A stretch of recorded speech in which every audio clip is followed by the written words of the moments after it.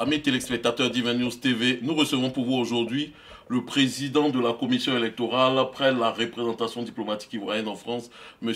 Tidiane Koné. M. Tidiane Koné, bonjour. Bonjour.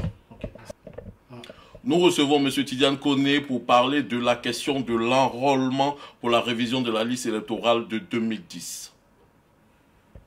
M. Tidiane Koné, qui doit véritablement se faire enrôler?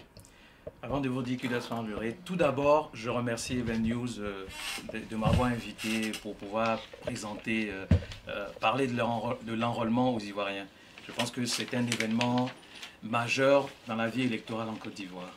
Donc pour cela, j'ai accepté cette invitation et je vous en remercie encore. Qui doit se faire enrôler?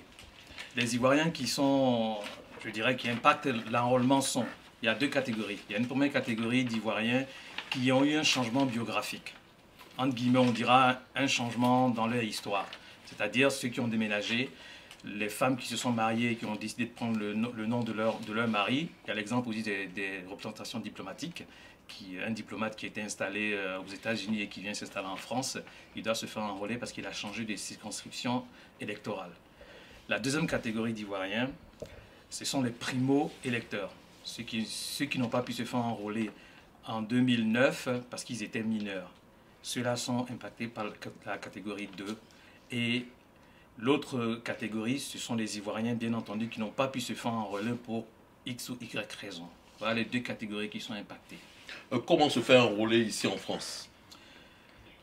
Pour se faire enrôler, on a besoin de 4 pièces qui sont identifiées dans la loi. On a la CNI, la carte nationale d'identité. On a la carte consulaire, on a le certificat de nationalité sans limite de temps, ça veut dire un Ivoirien qui a un certificat de nationalité qui date de l'indépendance est éligible à l'enrôlement. Et on a la carte consulaire. Voilà les 4 pièces nécessaires pour se faire enrôler. Et je reprécise l'une de ces cartes. L'une de ces cartes. Où se faire enrôler?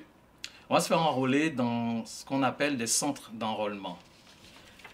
À Paris, on a 9 centres d'enrôlement. Les centres d'enrôlement ont été répartis sur tout le territoire français. Les grandes villes où on avait des consulats ont été dotées d'un centre d'enrôlement, c'est-à-dire Bordeaux, Toulouse, Marseille, Lyon, Strasbourg et Lille. Et on a une ville qu'on a, nous, commissaires, demandé auprès de la CEI nationale, de nous accorder un kit pour que cette ville soit dotée d'un centre d'enrôlement. C'est la ville de Nantes. Bien que Nantes n'ait pas de consulat, la ville de Nantes a un centre d'enrôlement. Donc au total, on a 16 centres, 9 à Paris et 7 en province.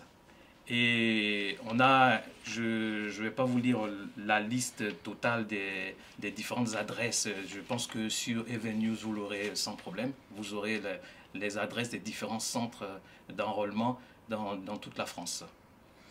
Après avoir donné les différents lieux d'enrôlement, pour nous dire quand est-ce que véritablement cet enrôlement commence en France? Cet enrôlement commence du 7 juin, c'est-à-dire le dimanche qui arrive, du 7 juin au 30 juin, sans interruption.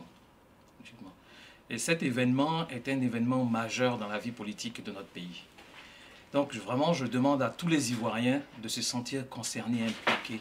C'est à ce moment-là qu'on décide l'avenir de notre pays. C'est à ce moment-là qu'on nous demande de faire un choix politique. Et c'est à ce moment-là qu'on s'exprime. Et pour pouvoir s'exprimer, il faut être sur la liste électorale. Si vous n'êtes pas sur la liste électorale, le jour du vote, vous ne pourrez pas voter. Donc, j'encourage massivement nos frères ivoiriens de se faire enrôler durant cette période-là, du 7 au 30 juin. Pouvez-vous nous indiquer les horaires d'ouverture des différents centres d'enrôlement? Les horaires d'ouverture des différents centres d'enrôlement seront majoritairement de 9h à 18h. Merci, Monsieur le Président de la Commission électorale, après la représentation diplomatique en France. Merci, chers téléspectateurs. Nous espérons que vous avez pris toutes les informations nécessaires pour vous faire enrôler ici en France. À la prochaine. Merci. Merci.